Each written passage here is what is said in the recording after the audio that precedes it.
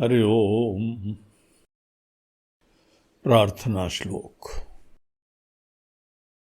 शांतं शाश्वतमप्रमेयमनघं निर्वाण शांति प्रदं ब्रह्मा शम्भुफणीन्द्रसेव्यमनिशम् वेदांत वेद्यं विभुं रामाख्यं जगदीश्वरं सुरगुरुं मायामनुष्यं हरिं वन्देऽहं करुणाकरं रघुवरम् भूपालचूडामणिं नान्यास्पृहा रघुपते हृदये स्मदीये सत्यं वदामि च भवानखिलान्तरात्मा भक्तिं प्रयच्छ रघुपुङ्गवनिर्भरां मे कामादिदोषरहितं कुरु मानसं च अतुलितबलधामं हेमशैलाभदेहं दनुजवनकृशानुं ज्ञानिनामग्रगण्यं सकलगुणनिधानं वानराणामधीशं रघुपतिप्रियभक्तं वातजातं नमामि। श्री राम जय जय राम। श्री राम जय राम। श्री राम जय जय राम। श्री राम श्री राम जय जय राम। श्री राम जय जय राम। श्री राम जय जय राम। श्री राम जय श्री राम जय जय राम। श्री राम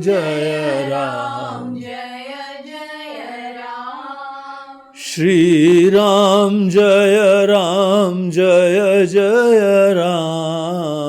श्री राम जय जय राम। श्री राम श्री राम जय जय राम। श्री राम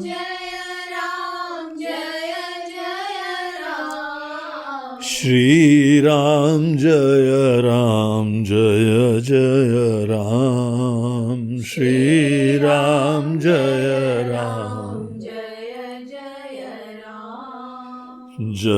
जय जय राम। जय जय बोलो सियावर रामचंद्र की जय। पवन सुत हनुमान की जय। बोलो भाई सब संतन की जय। नमः पार्वती पते हर हर महादेव।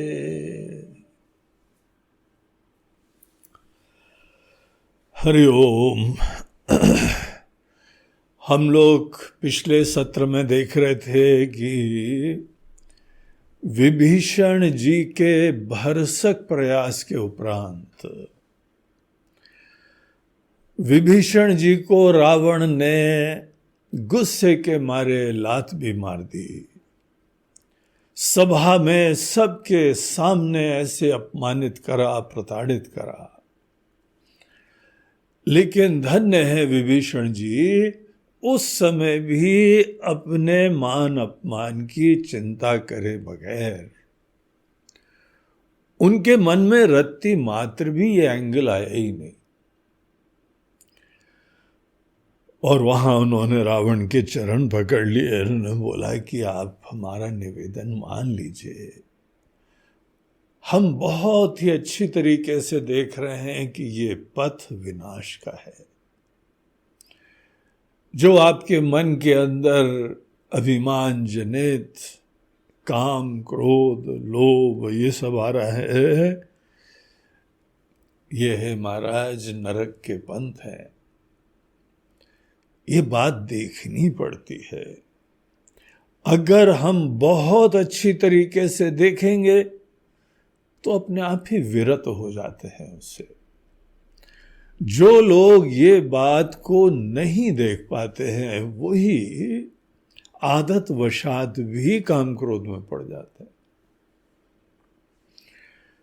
कामना किसको बोलते हैं? हमारी पूर्ति के लिए किसी प्रकार की चीज की अपेक्षा होना।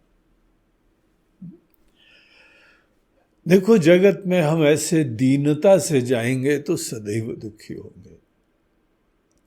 भले जगत में कोई विषय हो या कोई व्यक्ति हो या रिश्ते हो, इवन दो भगवान के पास भी आप जाओ,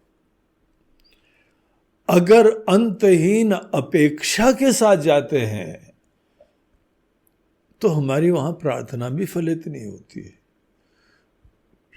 जो भी रिश्ते केवल अपने ही स्वार्थ की पूर्ति के ऊपर आश्रित होते हैं, वहां प्राथमिकता केवल यही है कि हमको कुछ न कुछ भोग प्राप्त हो। यही तो प्रधानता होती है। काम क्रोध में इसी चीज की प्रधानता होती है। तो जिसके मन के अंदर अपने स्वार्थ की पूर्ति के लिए कामना हो रही है, वो विनाश को ही प्राप्त होता है। क्योंकि पहली चीज है, जगत में प्रमाण है, आपके जीवन में भी प्रमाण है, शास्त्र का यहां पे विधान है, युक्ति संगत है, इट इज सो लॉजिकल कि बाहर आनंद नहीं है।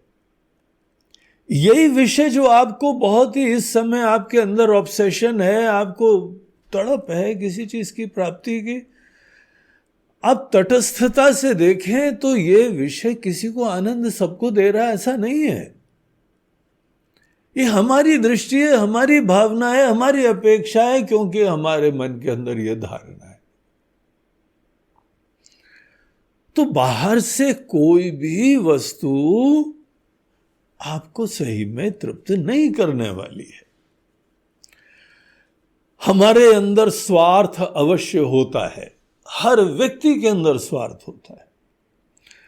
जब भी कोई अज्ञानी जीव जन्मता है तो अज्ञान के कारण स्वार्थ होता है। स्वार्थ मतलब स्वप्रयोजन। हम जो भी आज हैं क्योंकि कंप्लीट नहीं हैं, हम इनसिक्योर भी हैं, लिमिटेड भी हैं, फ्रेजाइल भी हैं, और मन के अंदर अनेकों कमियां विराजमान हैं। अब ये हमारा स्टार्टिंग पॉइंट रहता है। इस स्टार्टिंग पॉइंट से प्रारंभ करते हुए जहां पर भी हम देखते हैं कि कोई थोड़ी अनुकूलता की संभावना दिखाई पड़ रही है, बस उसके प्रति अटैच हो जाते हैं, उसकी कामना करते हैं, और वो कामना करने के उपरांत हम उसके अपने प्रिय व्यक्ति की याद करते हैं, सन्निधि प्राप्त करते हैं, या पूर्ण रूप से एकता प्राप्त करते हैं। ये जो भी है, इस बात को बहुत अच्छी तरह देखना चाहिए। ये केवल अहम की संतुष्टि होती है। अहम की संतुष्टि हमको आनंद देती है, विषय आनंद नहीं देता है। और ये संतुष्टि क्योंकि बाहर से आती है इसीलिए वो स्थायी भी नहीं होती। हम कितना भी बाहर के प्रिय चीजों की प्राप्ति कर लें, हमको आनंद केवल क्षणिक मिलता है, वो भी अहम की संतुष्टि से मिलता है। वस्तुतः बाहर की चीज का कोई लेना देना ही नहीं है। ये सच्चाई जीवन में देखनी चाहिए। हम अपना पूरा जीवन का दांव लगा देते हैं केवल इसी चीज के ऊपर कि बाहर की चीज हमको सुखी करेगी। तो ये बात बिल्कुल झूठी होती है, गलत होता है। इसीलिए आदमी कामना की पूर्ति के बाद भी तड़पता रहता है, आकांक्षा करता रहता है, निर्भरता प्राप्त करता रहता है। इसीलिए वेदांत प्रतिपादित जीवन के ये सनातन सत्य हर व्यक्ति को देखने चाहिए, अन्यथा अपने जीवन से खिलवाड़ करता है। रावण जैसे जो लोग भी होते हैं, मन के अंदर जो है वो ऐसी डेस्परेशन है ईगो फुलफिलमेंट के लिए कि वहां पर जो उनके हिसाब से काम नहीं करता है तो क्रोध भी आएगा, लोभ भी होता है, कामना भी होती है, और ये ऐसे एक साइकिल में फंस जाते हैं कि अंतहीन चक्कर है। कितना विद्वान था, संपन्न था, लेकिन कैसे मरा बेचारा।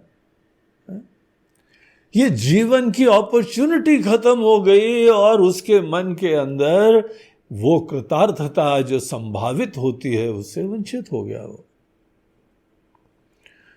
तो इसीलिए वहां पे कोई इंटेलिजेंट तरीका है। जैसे हमको बीमारी भी होती है ना, बीमारी होती है, एक तो हम अपनी मनमर्जी से कोई इलाज कर लेते हैं और एक कोई ना कोई प्रामाणिक लोग होते हैं। तो ये सब विचार का आश्रय लेके जो आदमी इस तरीके का मार्ग अपनाता है वो प्रामाणिक तरीका होना चाहिए। आपका ही जीवन है, हमारा जीवन है, हम लोग जीवन से खिलवाड़ क्यों थोड़ी करें केवल कोई धारणा मान्यता और दुनिया कर रही है दुनिया। अरे दुनिया अज्ञानी है, ना समझ है, किसी ने कहाँ पढ़ा है, किसी ने कहाँ सोचा है, किसी ने आत्मा के बारे में चिंतन ही नहीं करा है। सुख कैसे प्राप्त होता है ये केवल फ्लोटिंग आइडियाज होते हैं, किसी ने नहीं सोचा है। और हम ऐसे लोगों का अंध अनुकरण कर रहे हैं। ये लोग तो बड़े मॉडर्न हैं, बड़े सो कॉल्ड मॉडर्न लोग यहाँ बेचारे तड़पते हुए आके खोजते हैं अपने देश में कि सब खा लिया, सब पी लिया, सब भोग लिया, महाराज जी अब आनंद कैसे प्राप्त होता है, मुक्ति कैसे मिलती। वो लोग एक कदम आगे बढ़ गए, अभी हम उनके ही पहले स्टेज के ऊपर हैं।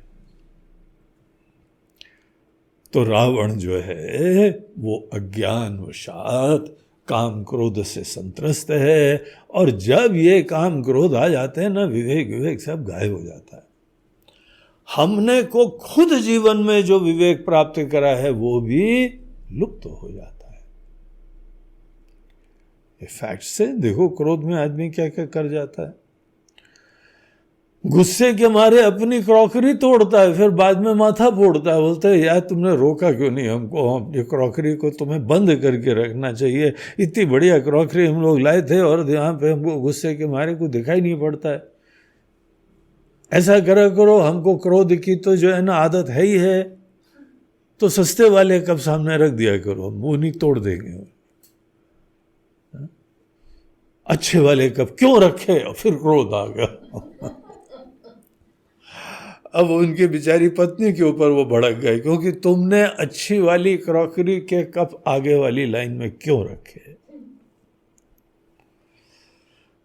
वैसे ही होता है, अपने ही माथे पे जो है अपने पैर पे कुल्हाड़ी मारते हैं फिर रोते हैं। विभीषण जैसा इतना सुशील बुद्धिमान नीति विभूषण व्यक्ति, उसको लात मार और बोलते हैं कि जाओ ये नीति उन्हीं तपस्वियों को सिखाओ, जाके बड़ी बड़ाई करते हो उनकी, उन्हीं के पास जाओ, उन्हीं जाके सिखाओ, जाके नीति उनको दो जाके। हमको नीति सिखाने आए हैं? इस प्रकार की अपनी हवा। तो विभीषण जी जो है, जहाँ पे उनको इस प्रकार से समस्त चेष्टा, समस्त प्रयास के उपरांत भी जब नहीं उसको समझा पाए, तो बोला ठीक है, प्रभु इच्छा। देखिए, एक समय अपने सब प्रयास करो, पुरुषार्थ करना बहुत आवश्यक होता है। ये कई लोग जो है ना इस पार्टी के होते हैं कि प्रभु इच्छा, इसको बोलते हैं प्रभु इच्छा पार्टी। प्रभु इच्छा पार्टी में मेजॉरिटी लोग ऐसे हैं जो पुरुषार्थ ही नहीं करते।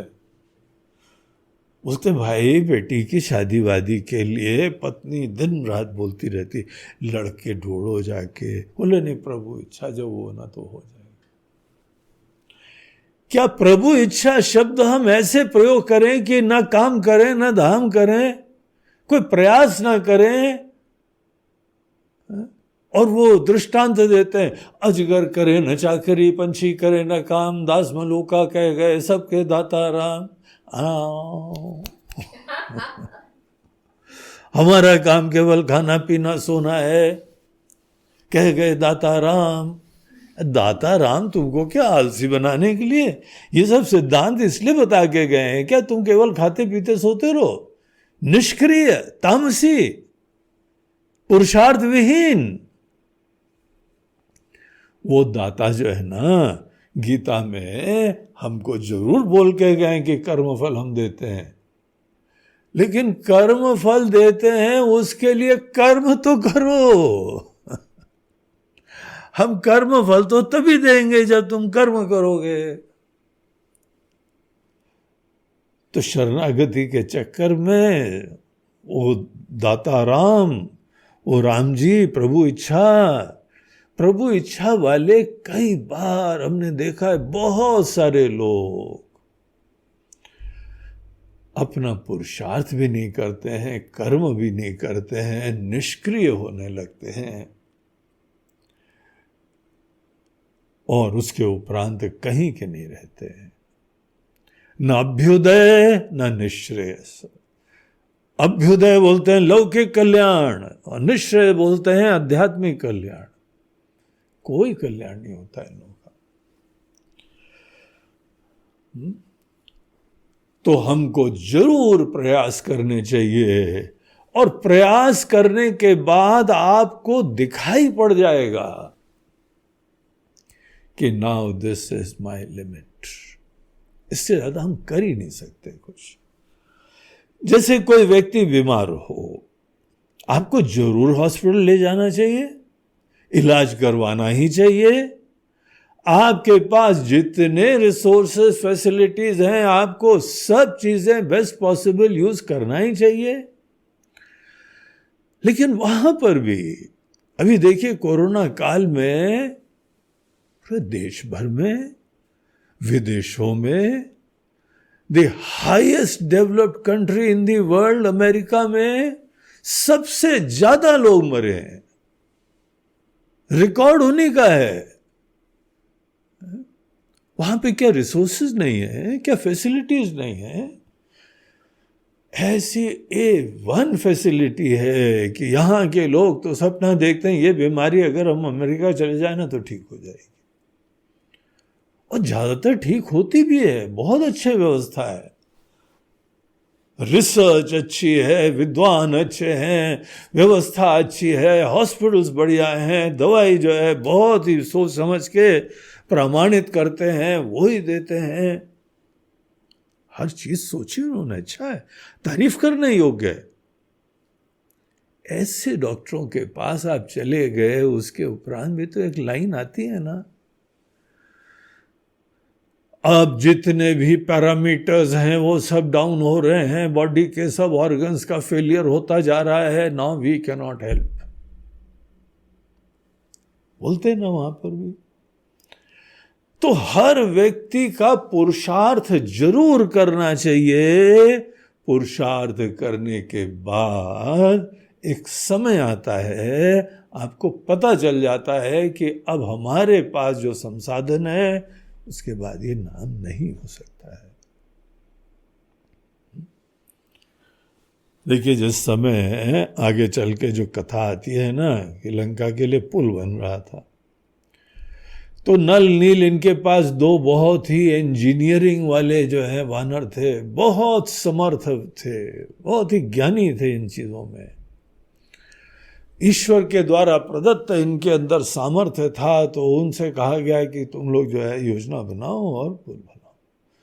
तो उनको पता लगा, उनकी R&D थी कि हाँ ये पत्थर जो है ऐसे यहाँ पे तैरने लग सकते हैं। क्या कौन से पत्थर थे सब, एक कोरल टाइप होते हैं।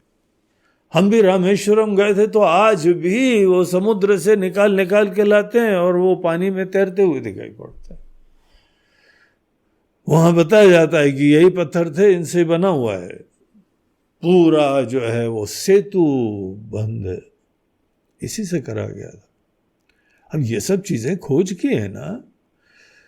ऐसे कोई पत्थर भी होते हैं जो फ्लोट भी कर सकते हैं, ये सब करा के वो उन्होंने सब बड़ी मेहनत करी। इधर उधर से बानर लोग फिर पत्थर ला रहे थे और भगवान का नाम भी लिख रहे थे और हो रहा था। तो एक पतली सी पुलिया ही बनी थी, इतने में कहाँ पत्थर लाते। तो वो पतला सा जो है जहाँ पे कुछ लोग निश्चित रूप से जा सकते हैं, ऐसा पुल बन गया। पुल जब बन गया तो राम जी को बुलाया गया। भगवान जो है वो रामेश्वरम की उन्होंने स्थापना करी थी, वो पूजा कर रहे थे, आराधना चल रही थी।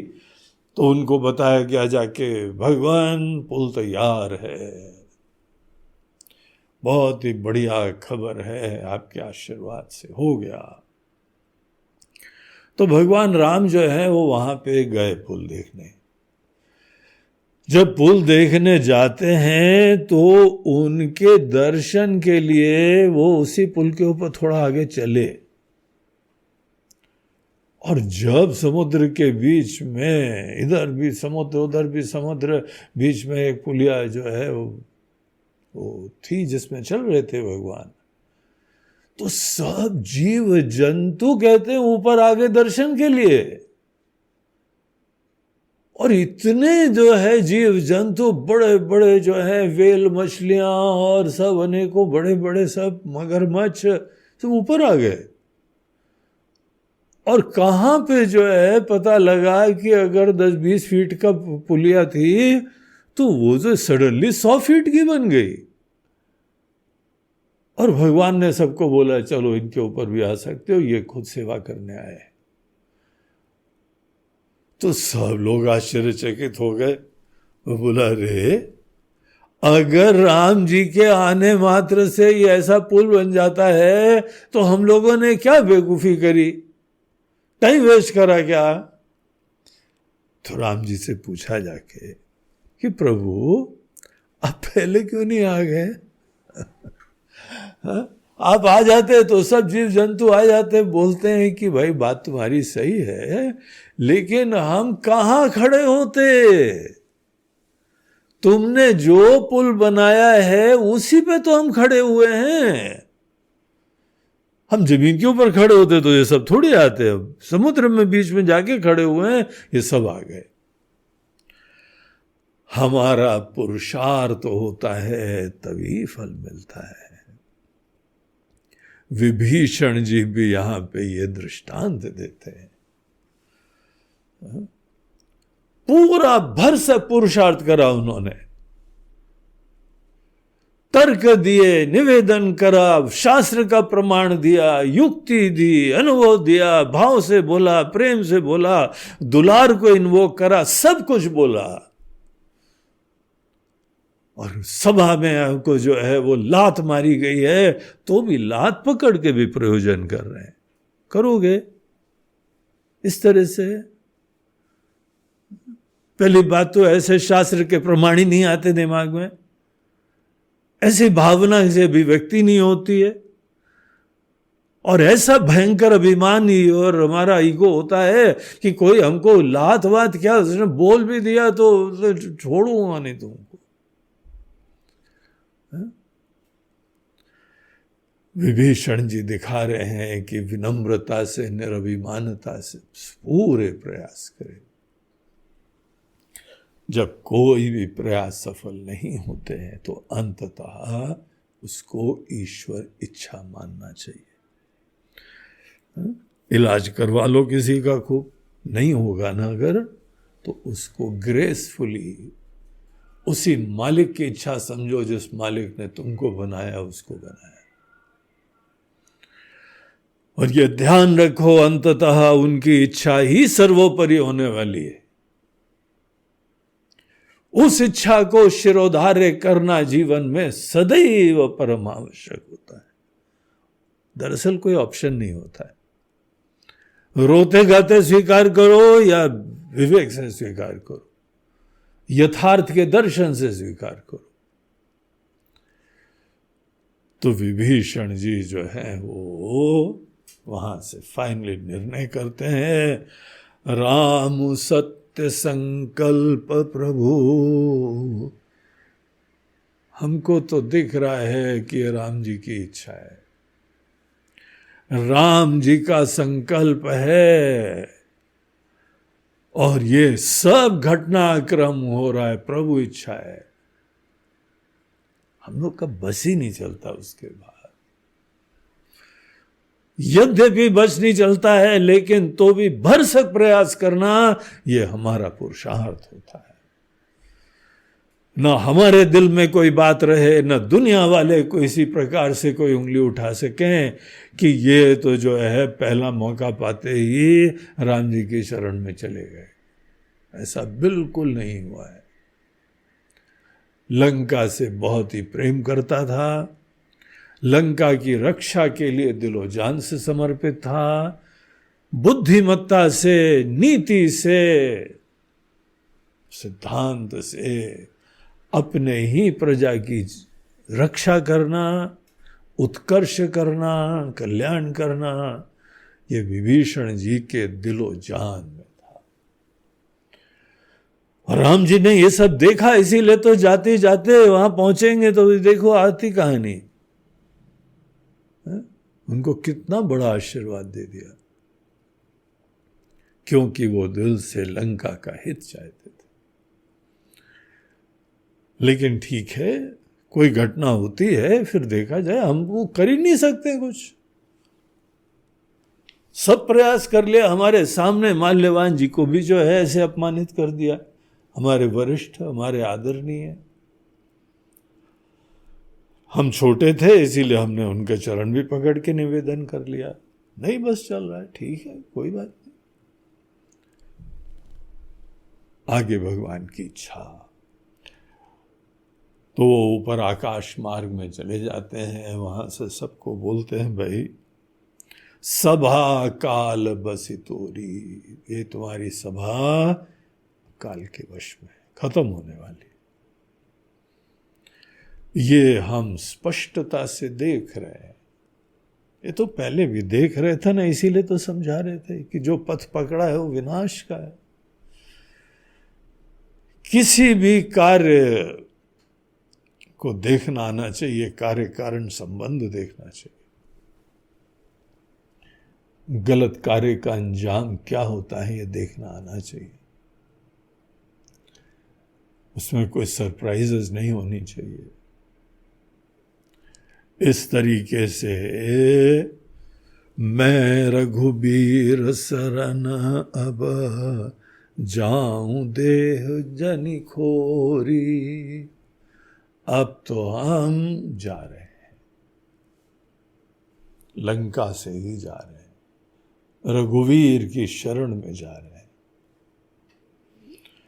कोई हमको जो है वहां कोई दोष मत देना। सब चुपचाप बैठे रहे जब समय हम बोल रहे हैं, कोई सामने नहीं आ रहा है, कोई नहीं साहस कर रहा है सच बोलने का। सब जानते हैं कि ये गलत काम कर रहा है और किसी के अंदर सामर्थ्य नहीं है बोल पाए, या तो कोई देख नहीं पा रहा है या कोई बोल नहीं पा रहा है।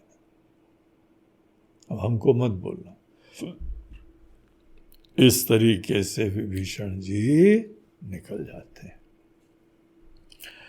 41 दोहे के आगे हम लोग पढ़ाते हैं, अस कही चला विभीषण जबहि आयु ही न भय सब तबहि साधु अवज्ञा तुरत भवानी कर कल्याण अखिल कै हानि रावण जबहि विभीषण त्यागा भयउ विभव बिनु तबहि अभागा चले हर्षि रघुनायक पाहि करत मनोरथ बहु मन माहि देखि हूँ जाई चरण जाता अरुण मृदुल सेवक सुखदाता जे पद परसि तरी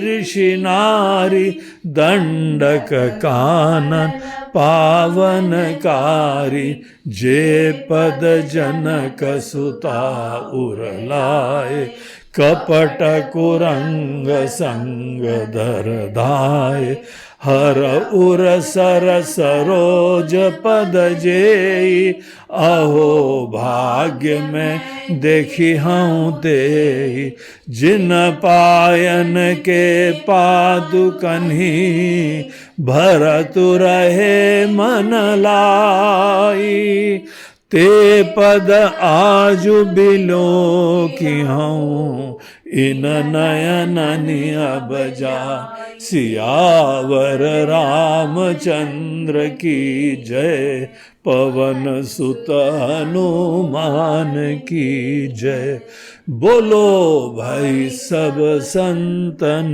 की जय।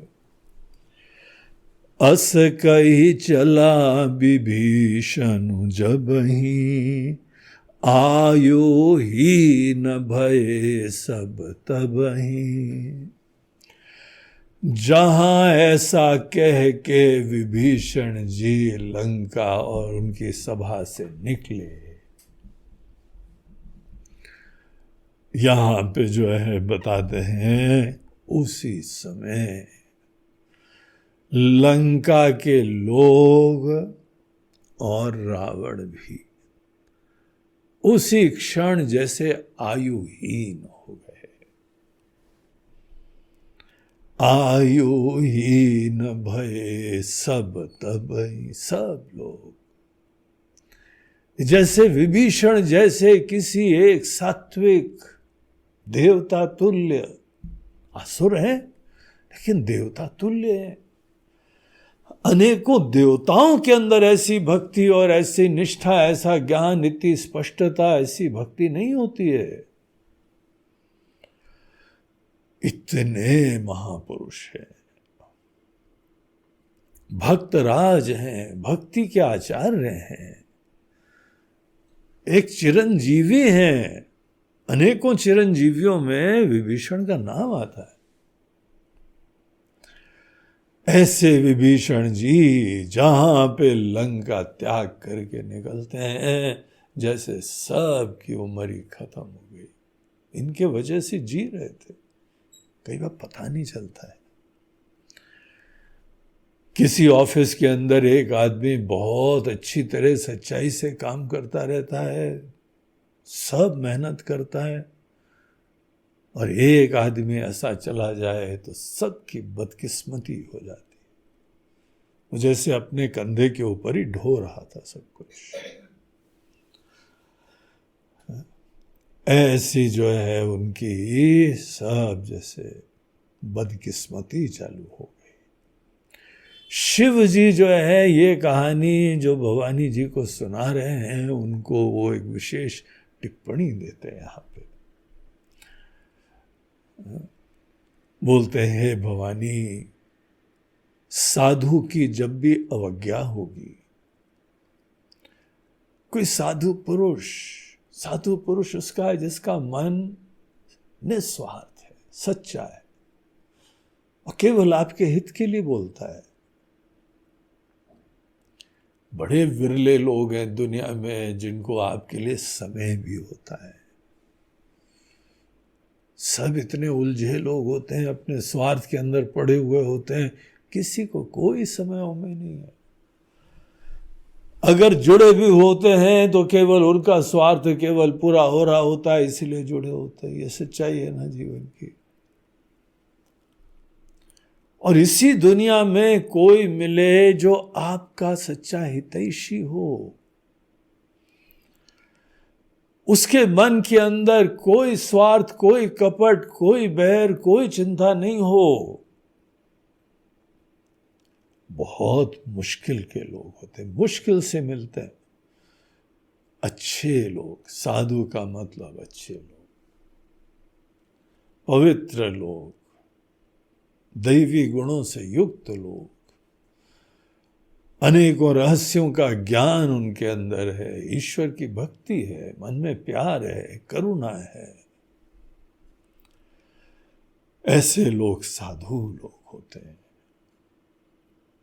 साधुओं को सब देख भी नहीं पाते। रावण कहाँ देख पाया? प्रजा में जितने सब सभा में लोग बैठे थे, कौन देख पाया कि ये विभीषण जी की क्या रेरिटी है, ये रेयर लोग हैं दुनिया के। तो ऐसे लोग जो हैं जहां रहते हैं वहां पे आशीर्वाद रहता है, और इनकी अवज्ञा, इनका अपमान, इनका तिरस्कार, इनका उचित प्रकार का सत्कार न कर पाना, ये साधु की अवज्ञा होती है। यहां पे तो स्पष्ट अपमान कर, लात मार रहे हैं, कैसी कैसी बातें बोल रहे हैं। साधु अवज्ञा तुरत भवानी, हे भवानी जी, जहां पे साधु की अवज्ञा होती है, इमीडिएट, तुरंत विनाश होता है, प्रॉब्लम होता है। कर कल्याण अखिल कै हानि। आपने जितना पुण्य अर्जित करा है ना, जितना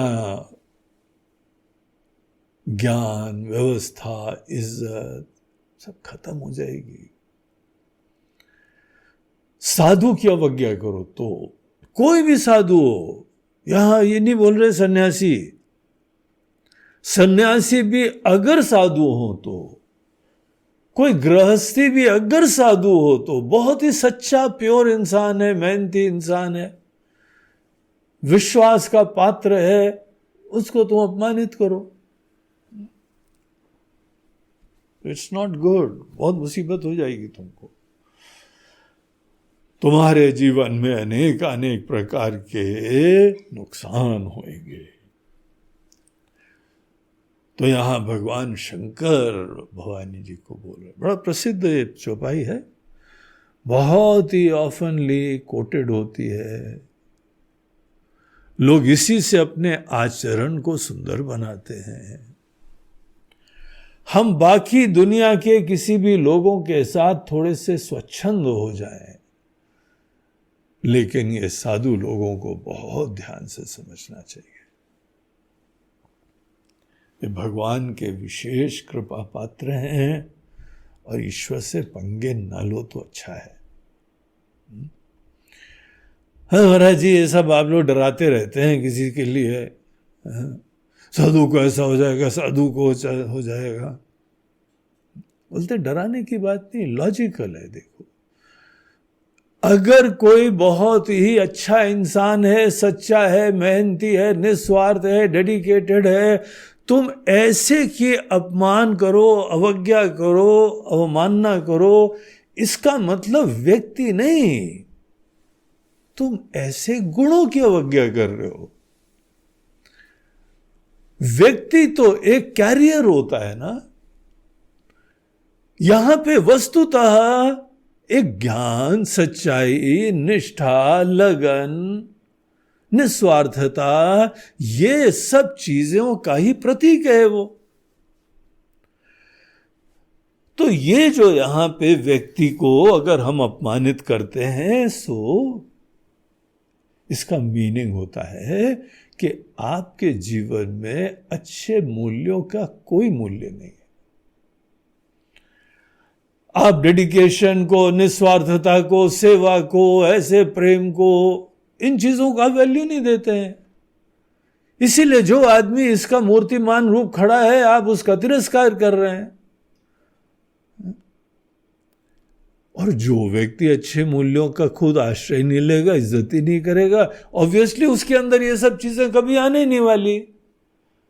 उसकी प्रायोरिटी लिस्ट में डेडिकेशन, सच्चाई और निस्वार्थता, ये सब शब्द जो है उसकी डिक्शनरी में नहीं होंगे। भले कमजोर है, पराधीन है, हम तो अपने हवा में होके सब कर लेंगे। रावण का पथ ज्यादा समझ में आता है हमको। यही तो रामायण सिखा रही है हम लोगों को। डेफिनेटली तुम्हारे पास चॉइस है, तुम रावण बनने का पथ अपना लो या विभीषण जैसे बुद्धिमान, संवेदनशील, केयरिंग भक्त बन जाओ। और ऐसे लोगों का अपमान शिव जी बता रहे हैं, ये हम लोग का कल्चर है, ये सोसाइटी है, ये वैल्यूज हैं, ये सोशल सिस्टम्स हैं। एक राजा भी अपनी गद्दी से उठ जाता है जब उनके गुरुदेव वहां पे आते हैं। साधुओं की अवज्ञा का प्रश्न ही नहीं है, उनके लिए तो जितनी इज्जत हो सके हमारे लिए, हमारी तरफ से सब न्योछावर हो जाती है। साधु अवज्ञा तुरत भवानी, कर कल्याण सकल कह हानि। रावण जब ही विभीषण त्यागा, रावण ने जहां विभीषण को त्याग दिया। ध्यान रहे, विभीषण ने नहीं त्यागा, रावण ने त्यागा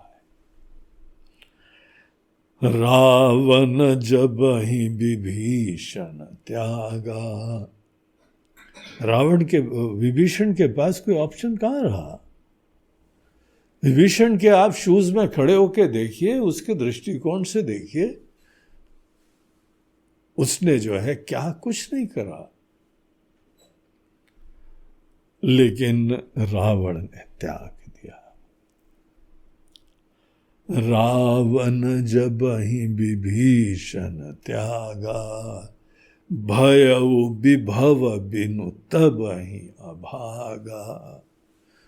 उसी समय से वो वैभव रहित हो गया, ऐश्वर्य रहित हो गया, अभागा हो गया, बदकिस्मत हो गया। वो जानते हो ना बदकिस्मती, कई बार ऐसी सब आप अच्छा काम करो, किस्मत ही साथ नहीं दे रही। ये बदकिस्मती का भी रहस्य बता रहे हैं। रावण की बदकिस्मती प्रारंभ हुई है। यहां पे कोई भी रावण के अनेकानेक जो उनके पुत्र हैं, जो उनकी सेना है, जो उनके जनरल लोग हैं, अब किसी काम के नहीं रहे। सब बदकिस्मती के ये लोग उसी ऑल्टर में ये सब समर्पित हो जाएंगे। कई लोग जो है ना एक गुड लक चीज रखते हैं, गुड लक। हमने सुना है कि जो हनुमान जी के कई बहुत प्रसिद्ध भक्त हुए, एप्पल के फाउंडर स्टीव जॉब्स, वो हनुमान जी के परम भक्त थे। वो यहाँ पे इंडिया आए थे एप्पल के एस्टैब्लिशमेंट से पहले, और उत्तराखंड में वहां पे एक बाबा जी थे हनुमान जी के परम भक्त। उस समय वो रह नहीं गए थे, उनका शरीर शांत हो चुका था, लेकिन उनके आश्रम में आए थे और वहां पर देखा कि हनुमान जी की ऐसी भक्ति है, ऐसा विश्वास है सब में। उनको भी प्रेरणा दिए गए, उनको हनुमान जी भी दिए गए छोटे से। उनको उसके बाद बड़ी जो है वह प्रेरणा और खुशकिस्मती और बड़ी लक, ये सब चीजें उनको होने लगी और जीवन भर उन्होंने उस चीज को बना के रखा। लेकिन उनको आगे कोई गाइडेंस नहीं मिला। वो अपने ही वो इंस्पिरेशन से प्रेरित थे, टेक्निकल फील्ड में उधर ही बढ़ते चले गए, लेकिन इनकी श्रद्धा आस्था बनी रही। और यही जो है ना फेसबुक वाले जो मार्क जुकरबर्ग हैं, उनके बारे में यही सुना जाता है। अब किसके अंदर क्या है, हनुमान जी का हो, किसी के अंदर जीसस क्राइस्ट का हो, किसी के अंदर अल्लाह मियाँ का हो, किसी के अंदर किसी देवी का हो, किसी के अंदर गणेश जी का हो, लेकिन हम लोग अपने जीवन में कोई ना कोई चीज़ें हमारे लिए जो है वो एक ऐसा प्रतीक बन जाती है कि ये हमारे लिए खुशकिस्मती का प्रतीक है। विभीषण जी रावण के लिए थे ऐसे, लंका के लिए ऐसे थे, शांत सात्विक भगवान के भजन में लीन, लेकिन उनके वजह से एक ऑरा क्रिएट हो जाता था। उनकी प्रेजेंस मात्र से लंका को ही एक इज्जत जैसे मिल जाती थी। ये कोई आश्चर्य नहीं है कि हनुमान जी गए थे तो उनको वहां पे इन्हीं से भेंट मिली। भेंट मिलके सबसे पहले किसी से दोस्ती हुई, वो से खिंचके जैसे चले आए हनुमान जी। उसके पीछे भी राम जी की कुछ इच्छा थी, कार्य सत्कार्य होना है तो ये सब चीजें हो जाती। तो इस तरीके से जहां विभीषण गए, भयउ विभव बिनु तबहि अभागा, वैभवहीन हो गया, ईश्वरहीन हो गए, अभागा हो गए। और इधर तो सब अभागे हो गए, सब जो है वो आयुहीन हो गए। और इधर विभीषण जी आकाश मार्ग से हवा में उड़ते हुए राम जी की तरफ जा रहे हैं। अब इनकी स्टेट ऑफ माइंड देखो क्या है। एक परम भक्त का मनस्थिति क्या होती है, जिसके अंदर राम जी के बारे में बहुत स्पष्ट निश्चय है, अनेकों प्रमाणों से इतना स्पष्ट निश्चय है कि राम जी कौन है, कि रावण को उसकी सभा में भी ये पूरा ज्ञान दिया। ईश्वर के अवतार से पूर्व उनका तत्व बताया। फिर यही जो है ब्रह्म कैसे अपनी माया को धारण करके ईश्वर बनते हैं, वो ही जगत की रक्षा के लिए कई बार अवतार लेते हैं। ये सब चीजें विभीषण ने रावण को बताई। राम जी के बारे में कैसी उनके अंदर समझ उत्पन्न हो चुकी थी। हम लोग तो देखते हैं यहां आश्रमों में सब आध्यात्मिक अध्ययन करने वाले लोग, हम कितने आश्रमों में जाके हम देख के आए, पढ़ के आए, महापुरुषों के चरणों में बैठ के। अनेकों शिक्षा के उपरांत भी इतनी स्पष्टता सबके अंदर नहीं आ पाती है। इतना ज्ञान, इतना मोह, इतनी धारणाएं ऐसी ऐसी होती हैं। It takes time.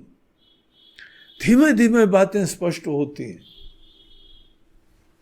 हमारे साथ के अनेकों महात्मा लोग जीवन भर पढ़ते रहे कि हम ब्रह्म हैं, लेकिन अभी भी मन के अंदर भय चिंता हुआ करती है। विभीषण जी को हम देखें तो क्या अद्भुत लगता है कि क्या क्लैरिटी है राम जी के बारे में। उन्होंने ये बताया कि हमको तो पुलस्त्य ऋषि जी ने भी ये संदेशा भिजवाया, उनसे भी गाइडेंस मिला इनको। लेकिन सबसे बड़ी चीज ये है, विभीषण जी की बुद्धि एक अत्यंत शुद्ध अंतःकरण वाले उत्तमाधिकारी की है। जो बहुत ही उत्तम अधिकारी होता है। अनेकों स्टूडेंट्स को हम लोग जो है ना कैटेगराइज करते हैं कि ये इसकी बुद्धि विकसित हो गई है, बहुत शार्प है, बहुत इंटेलिजेंट है, बहुत डेडिकेटेड है, बहुत ही सात्विक केयरिंग है, तो ये इसको बोला जाता है उत्तम अधिकारी। एक होते हैं मध्यम, मंद होते हैं, एक अधम होते हैं। इस टाइप की माइंडसेट होती है। लोगों का जो है इनिंग्स कैसी गुजरी है, कहाँ कहाँ से बेचारे होके आए हैं, कैसी प्रॉब्लम्स लाइफ में फेस हुई हैं, कैसे संस्कार हैं, कैसी समझ है, तो उनका जो है ना वो बैकलोड इतना भिन्न भिन्न प्रकार का होता है, इसीलिए कई लोगों को बहुत टाइम लगता है। तो विभीषण जी तो निश्चित रूप से बड़े उत्तम अधिकारी है। उत्तम अधिकारी होने के लिए भगवान की भक्ति और ऐसा ज्ञान, भक्ति केवल वो भावुकता नहीं समझनी चाहिए, वो भावुकता जहां पे आपकी आत्मविस्मृति हो जाए। भक्ति से जागृति होनी चाहिए, ईश्वरीय तत्व के बारे में जिज्ञासा होनी चाहिए। अगर भगवान के प्रति भक्ति है तो भगवान क्या है, क्या तत्व है, क्या रहस्य है, उस चीज में अगर ग्रेविटेशन नहीं होता है, उस दिशा में हम प्रवृत्त नहीं होते हैं, तो ये जो है ना भावुकता रस देती है, बड़ा अद्भुत रस देती है, रसास्वादन होता है, लेकिन ज्ञान तक नहीं हो पाता है। इसीलिए इसको मांडुक्य उपनिषद में एक दोष बताया गया है। मांडुक्य उपनिषद में हमको बोलते हैं जिस समय तुम लोग आध्यात्मिक पथ पे चलते हो ना, अनेकों दोष आते हैं, पॉसिबल होते हैं, और ये रसास्वादन, ऐसा रस का आस्वादन करो कि तुम तृप्त हो जाओ, रस में डूबो, आत्मविस्मृति हो जाए, भाव विभोर हो जाओ, ऐसी स्थिति तो बोलते नहीं। ये रसास्वादन आपको ज्ञान के लिए मदद नहीं करेगा। और भक्ति जिससे भी है, भगवान से भक्ति है तो भगवान का ज्ञान तो डेफिनेटली होना चाहिए।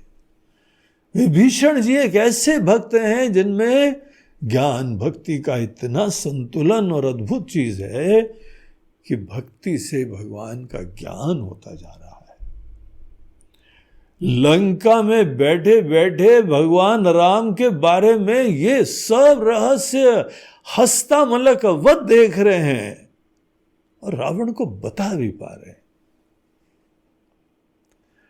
खुद ज्ञान जो है अपने अंदर स्पष्टता होना ये एक बहुत अच्छी चीज है, लेकिन बता पाना ये एक और ज्यादा क्लैरिटी की अपेक्षा रखता है।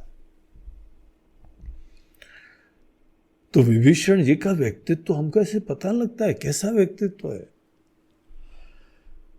राम जी की वास्तविकता उनको देखने से पहले ही सब स्पष्ट है और बहुत प्रगाढ़ भक्ति है। रावण जैसों को भी निवेदन कर रहे हैं हाथ जोड़ के कि रघुवीर की शरण में जाओ आप,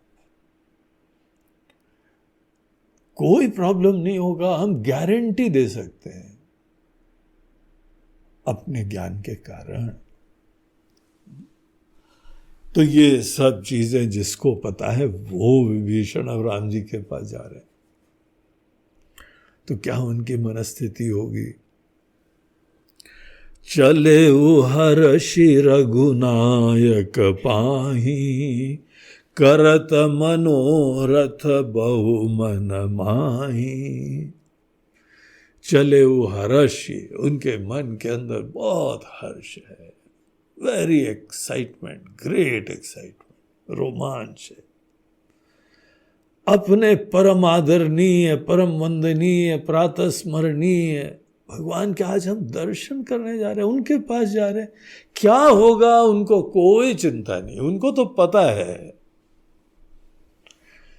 रावण को ही तो बता रहे थे ना कि तुमने उनकी पत्नी का हरण कर लिया है, लेकिन हम तुमको विश्वास दिलाते हैं, जाओ वो सब तुम्हारी सब चीजों को क्षमा करके वो दीन बंधु हैं, ऐसे बोल रहा था ना। खुद जा रहा है, असुर कुल का है, रावण का छोटा भाई है, खुद असुरी है टेक्निकली। ऐसा विभीषण जब जा रहा है तो उसके मन के अंदर भय नहीं, हर्ष हो रहा है। ठीक ज्ञान के कारण भय का कोई नामो निशान नहीं। हमको पता नहीं है क्या होगा, तब डर लगेगा। तो यहां पे तो चले हर्षि रघुनायक पाही, रघुनाथ जी के पास जाने के लिए। ऐसा हर्ष उनके जीवन में कभी नहीं हुआ था।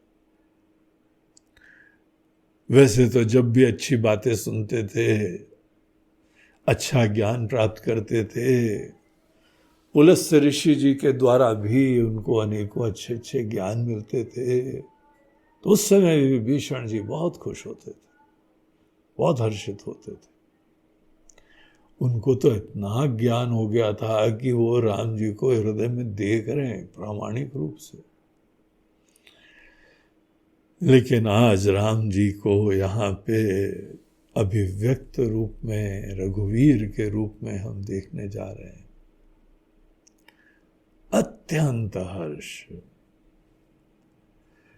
और मन के अंदर करत मनोरथ बहु मन माही, मन का रथ भाग रहा है, मनोरथ, मन रूपी रथ अनेकों चीजें दौड़ रहा है, भाग रहा है, ये होगा वो होगा, देख दर्शन करेंगे, ऐसा करेंगे, ये बोलेंगे, वो ऐसा देखेंगे, क्या क्या सोच रहे होंगे। विभीषण जी के मन के अंदर बहु मन माही, बहुत सारे विचार। अब अपनी तरफ से दूर से बैठे जो ज्ञान प्राप्त कर लिया तो ठीक है, अभी तो मिलने जा रहे हैं भाई, सीधे डायरेक्टली साक्षात। वो ब्रह्म जो अवतार लेके आए हुए हैं, आज उनको देखने जा रहे हैं, दर्शन करने जा रहे हैं, उनकी शरण में जा रहे हैं। यद्यपि हमको पूरा कॉन्फिडेंस है वो लेते हैं, लेकिन पता नहीं लेते हैं। आखिर राम जी की अपनी कोई स्वतंत्र विचार है कि नहीं है?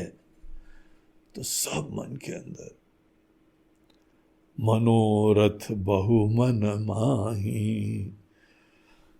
उनको बहुत ज्यादा अपनी कॉन्सिक्वेंसेस की चिंता नहीं है। विभीषण जी के मन के अंदर खुशी और रोमांच, इच्छा किस चीज का है पता है? आज उनके चरणों के दर्शन करेंगे, राम जी के चरणों के दर्शन करेंगे। उनके लिए मन के, उनके दिल में ये विचार प्रधान। देखी हूं जाई चरण जल जाता, वो भगवान के जो चरण कमल है, चरण जल जाता, जो जल में पैदा होता है उसको बोलते हैं जल जाता, जलज। तो वो जल जाता के चरण कमल, चरण कमल, आज हम जो है देखिए हम जाई चरण जल जाता। वो अपने से चिंता ज्यादा नहीं आई, वही मनोरथ जो हो रहे हैं, अब क्या हो रहे हैं हम लोग तो अपने अंदर सोच रहे हैं ना।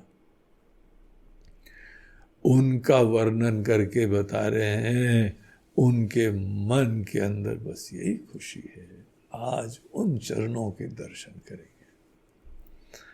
अरुण मृदुल सेवक सुखदाता, वो जो चरण कमल हैं बड़े मृदुल, बड़े कोमल और अरुण, बड़े पिंक से, लाल से, ऐसे भगवान के चरण बड़े कोमल सॉफ्ट से, सेवक सुख दाता, यही चरण कमल सेवकों को परम सुख प्रदान करते हैं। वो चरण कमल को आज हम देखेंगे, आज उनके दर्शन करेंगे। यही मन के अंदर एक्साइटमेंट, खुशी, ये भावना, ये मन के अंदर झांक के बता रहे हैं उनके मन में क्या चल रहा है। हा? कोई डरवर नहीं चल रहा है, पकड़ के बंद कर देंगे, मारेंगे और ऐसा करेंगे। हाँ, उस राक्षस के भाई, ऐसे लोग भी थे वहां पे। जब वहां विभीषण जी पहुंचते हैं तो वहां सबसे पूछा जाता है, राम जी सबसे मंत्रणा करके बात करते हैं, सबको पर्याप्त इज्जत प्रदान करते हैं। और उनमें से काफी लोगों के विचार ऐसे थे, दुश्मन का भाई है महाराज जी, पकड़ के बंद कर दो। सुग्रीव तो अपने भाई से बहुत ही संत्रस्त थे। उनकी तो पास हिस्ट्री ऐसी थी कि बड़े भाई, अरे राम राम राम, उन्होंने तो अपने बड़े भाई को उस पार लगवा दिया था। और ये छोटे भाई आ रहे हैं तो ये सब भाई भाई रिश्ते से जो चक्कर नहीं है, गड़बड़ होता है कई बार। तो उन्होंने भिन्न विचार दिया था, लेकिन इनके अंदर कोई विचार ही नहीं आ रहा है। सब इनके दिल में झांक के हम लोग देख रहे हैं, इनके दिल में केवल उनके चरणों का दर्शन करने की उत्कंठा है। देखी हूं जाई चरण जल जाता, अरुण मृदुल सेवक सुख दाता। और उन्हीं चरणों के बारे में देखो क्या विचार आ रहे हैं मन में। जे पद परसि तरी ऋषि नारी, दंडक कानन पावनकारी। वो चरण कमल कौन है? जे पद परसी, अहिल्या जी की कथा, गौतम ऋषि जी की पत्नी। इंद्र देवता ने षड्यंत्र करके जो है वो उनका मान भंग करा, गौतम ऋषि जी का रूप धारण करके आ गए और उनके मन के अंदर कोई बड़ी कामुकता आदि आ गई थी तो उन्होंने जो है वहां पे दुरुपयोग करा। गौतम ऋषि जी आए और उन्होंने ये पूरी कथा सुनी, तो उनके दृष्टिकोण में अहिल्या के भी मन के अंदर गड़बड़ था कुछ, तो उन्होंने उसको श्राप दे दिया। अहिल्या जी जो थी ब्रह्मा जी की मानस पुत्री थी, बड़ी परम पवित्र थी, बहुत पतिव्रता थी, बड़ी सच्ची थी, लेकिन जीवन में कुछ ऐसा घटनाक्रम हो जाता है कि उनको ऐसा श्राप मिल गया, तो पत्थर बन के पड़ी हुई थी। पत्थर तुल्य जीवन ही सोच लो। उसके बाद राम जी आए थे, उन्होंने अपने चरण से उस शिला का स्पर्श करा और एकदम वो उठ गई, जीवंत तो हो गई, पाप मुक्त हो गई। वो कथा का स्मरण करते हैं, बहुत ही चारों तरफ वो कथा का सब लोगों को ज्ञान हो गया था। जे पद परसि तरी ऋषि नारी, गौतम ऋषि जी की पत्नी अहिल्याबाई तर गई थी।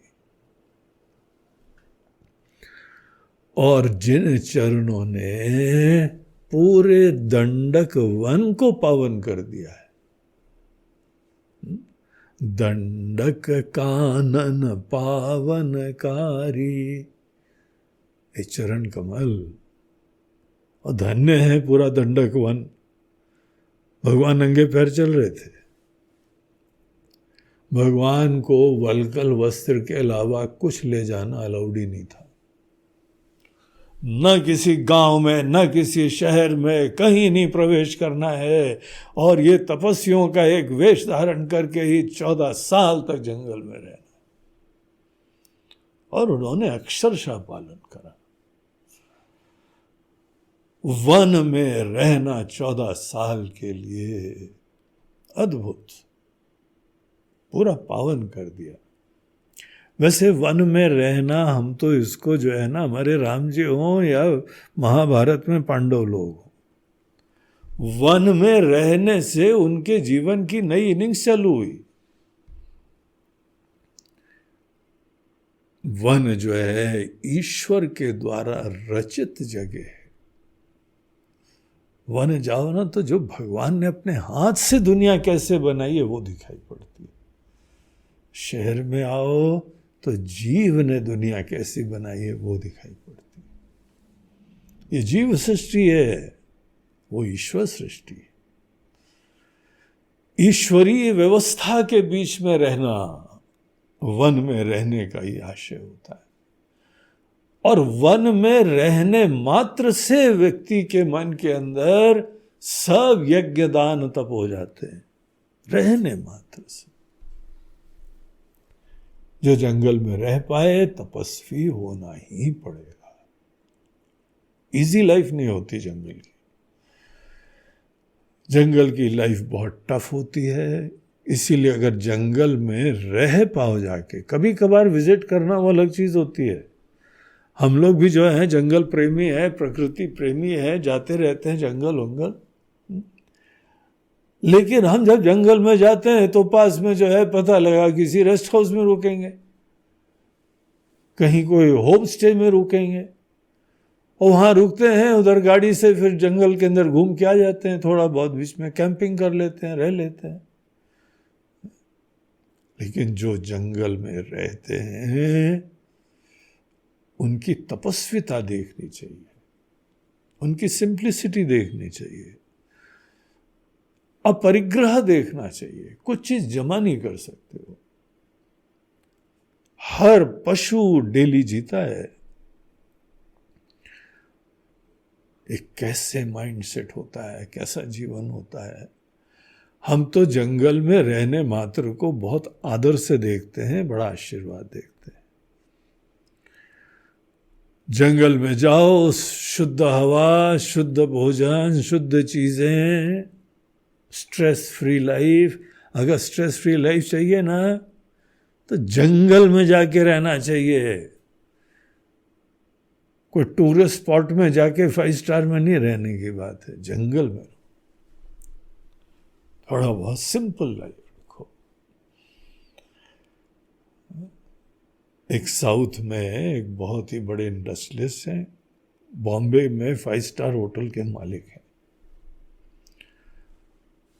लेकिन उन्होंने जीवन में नियम बना रखा है, साउथ के हैं, केरला के, कि साल में जो है वो महीना भर केवल सब होटल छोड़ के जंगल में रहते, जाके कुटिया में। कोई साथ में नहीं जाता, नो फैसिलिटीज, हम जंगल में रहेंगे अपने आप। और ये वो रहस्य बताते हैं हमारी स्वस्थता का, हमारी निश्चिंतता का, हमारे स्ट्रेस फ्री लाइफ का, हमारे अनेकों प्रकार की प्रेरणाओं का। केवल जंगल में ऐसे रहते हैं, उसी से कार्य हो जाता है। हम लोग की भले महाभारत हो, रामायण हो, दोनों में ये चीज आती है, जंगल में जाके रहे। वहां प्रेजेंट ऐसे करा जाता है, ऐसे श्राप दिया जा रहा है, लेकिन राम जी ऐसे जिए कि आशीर्वाद मिल रहा है। एनीवे, राम जी ने पूरे वन को, दंडक वन को,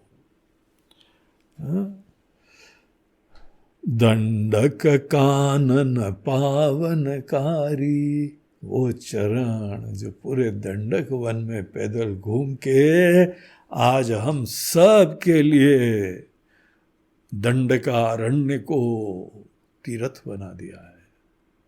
अब कभी दंडक वन में जाओ तो वहां सोचना चाहिए इधर कहीं पे राम जी ने चरण पड़े होंगे। साक्षात पर ब्रह्म परमेश्वर वो यहाँ पे चले थे। ऐसा तीर्थ बना दिया जिन चरणों ने। जे पद जनक सुता उरलाए, और वही चरण कमल सीता जी अपने हृदय में रखा करती। जिन चरण कमल को सीता जी सदैव हृदय में रखती हैं, आज उन चरण कमल को देखेंगे हम। और वही चरण कमल जो कपट कुरंग संग धर धाये, वही चरण कमल जहां पे वो मारीच, रावण का मामा, इन्होंने षड्यंत्र रचा। ये लोग जंगल में रह रहे हैं दंडकारण्य में, और वहां पे जो है इनका हमको कुछ योजना है, तो तुम्हारी मदद की जरूरत है। यद्यपि मारीच के मन के अंदर वो इच्छा नहीं आ रही थी, मगर उसने कंपेल करा, जबरदस्ती करा, और उनको जो है एक स्वर्ण मृग बन के उनकी कुटिया के पास घूमने के लिए कहा, बस तुम दूर चले जाना धीमे धीमे। और उसके उपरांत वहां पे जिस समय तुमको मारेंगे भी जो है ना, उस समय राम की आवाज में वहां पे पुकारना। अब उसने ऐसी योजना बनाई थी, और इतना सुंदर, बिल्कुल ही स्वर्ण तुल्य। वैसे भी हिरण जो है ना, ये चीतल वगैरह, स्पॉटेड डियर्स, इतने बढ़िया गोल्डन रंग के दिखते हैं और शाइन करते हैं वैसे नेचुरली, मगर इसमें तो कोई और भी एक स्वर्णिम आभा विराजमान थी। सीता जी ने इतने जानवर देखे थे जंगल में, लेकिन इसको देख के वो मोहित हो गई। सीता जी मोहित हो गई, इसीलिए तो ये सब चक्कर चालू हुआ। जहां कोई मोहित होएगा तो ये सब चक्कर चालू हो जाता है। तो स्वर्ण मृग बन के जब वो आया था मारीच, तो यहाँ पे विभीषण जी बोलते हैं, कपट कुरंग संग धर धाये। धाये दौड़े थे, एक कपट जो है वो हिरण के तरफ यही चरण दौड़े थे। वो ही कैसे है, अरुण मृदुल सेवक सुखदाता, देखी हूं जाई चरण जल जाता। आज उन्हीं चरण कमल को देखने जाएंगे। सीता जी अपने हृदय में रखती हैं, और वो ही जो है उनकी मनोकामना की पूर्ति के लिए उसके पीछे भागे थे। क्या है जीवन। आज वो चरण कमल देखेंगे जाके। आगे सोचते हैं, हर उर सर सरोज पद जे। हर उर, हर अर्थात जिन चरणों को जानकी जी के हृदय में है वो तो ठीक है, लेकिन साक्षात शिव जी के हृदय में, शिव जी के हृदय रूपी सरोवर में, झील में यही कमल विराजते हैं। शिव जी सदैव राम जी के चरण का स्मरण करते हैं। अहो भाग्य में देखी हूं तेई। अब ये यहां से लंका से निकलना उस समय तो मजबूरी हो रही थी, हमारा धर्म था, हमारा कर्तव्य था, and I did my best. लेकिन ये तो आज ऐसा आशीर्वाद बन रहा है, यही बदकिस्मती कितना आशीर्वाद बन रही है। आज हम उन चरणों को देखेंगे, जिन पायन के पादुकन्ही भरतु रहे मन लाई। जिन चरणों की पादुका को भरत जी उर, जिन पायन के पादुकन्ही भरत रहे मन लाई। पूरा मन लगा के हृदय से इन्हीं चरण कमल की पादुकों को अपने हृदय से लगा के रखे। ते पद आज बिलो कि हूँ तिन नय इन नयन अब जाई। आज वो कमल, चरण कमल हम देखेंगे। इस भावना में रमते हुए, ऐसे विचार करते हुए आकाश मार्ग से विभीषण जी जो है रावण के पास जा रहे हैं। एक और यहाँ पे वो जब पहुंचते हैं तो क्या होता है वो फिर हम लोग कल देखते हैं। श्री राम जय जय राम, श्री राम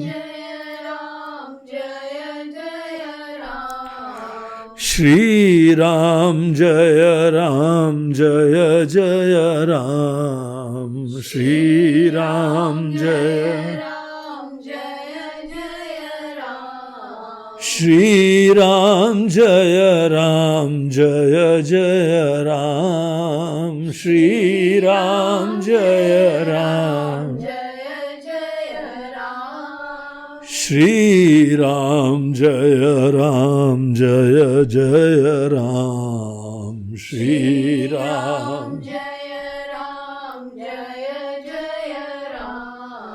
श्री राम जय जय राम, श्री राम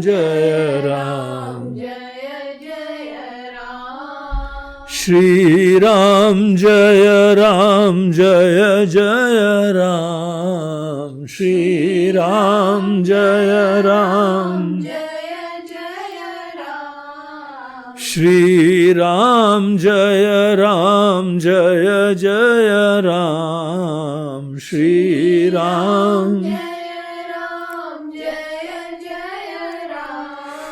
श्री राम जय जय राम, श्री राम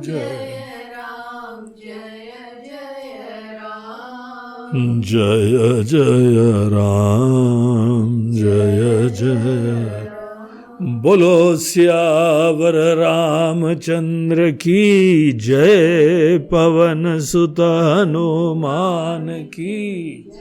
बोलो भाई सब संतन की जय। नमः पार्वती पतये, हर हर नर्मदे हर। बोलो गंगा मैया जय। आज का हम लोगों का ये प्रवचन प्रायोजित किया गया है बम्बई के हमारे अत्यंत स्नेही प्रिय भक्त श्री नंदलाल सचदेव जी। नंदलाल सचदेव जी अपने माता पिता के श्राद्ध के उपलक्ष्य में उन्होंने ये सेवा भेजी है।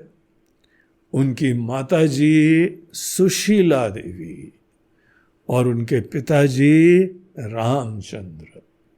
रामचंद्र नाम है, देखो हम सियावर रामचंद्र की जय करते जा रहे हैं। और आपके पिताजी ही रामचंद्र थे, इस जन्म में भी थे और सबसे पहले भी वही थे। वही रामचंद्र जी आपके पिताजी बन रहे हैं हर बार। तो रामचंद्र सचदेव जी और उनकी माता जी थी नंदलाल जी की सुशीला जी। इन लोगों का श्राद्ध पक्ष चालू हो चुका है, तो इनके ही स्मरण में अपनी श्रद्धांजलि, अपनी भावांजलि वो प्रकट कर रहे हैं। नंदलाल सचदेव जी इनके ही घर में जाते हैं बम्बई में, तो वहीं रुकते हैं। बड़े सेवा भावी, बड़े सरल और नित्य भगवान का पूजन करने वाले, हनुमान चालीसा का पाठ करने वाले, जो देख के हमको बहुत प्रसन्नता होती। और साथ साथ आपको ये भी बता दें कि नंदलाल जी हमारे वहाँ पे स्वामिनी समतानंद जी हैं, उनके पिताश्री हैं। तो उनके ही पिताजी ऐसे जो है वह सरल, बड़े सरल हैं, बड़े तपस्वी हैं, बड़े संतोषी जीव हैं। तो उनका जो है यह सेवा आज की रही है। नंदलाल जी को और उनकी श्रीमती जी दीपा सचदेव दोनों को हमारी तरफ से बहुत बहुत हार्दिक शुभकामनाएं और आशीर्वाद। और आपके दिवंगत माता पिता के लिए भी हम प्रार्थना करते हैं, वो जहाँ पर भी हों, जैसे हों, भगवान के स्नेह के भागी सदैव बने रहें और उनकी आगे की गति और अच्छी हो, और उनकी समस्त यहाँ पे संतानें, परिवार के लोग सब कुशल मंगल हो।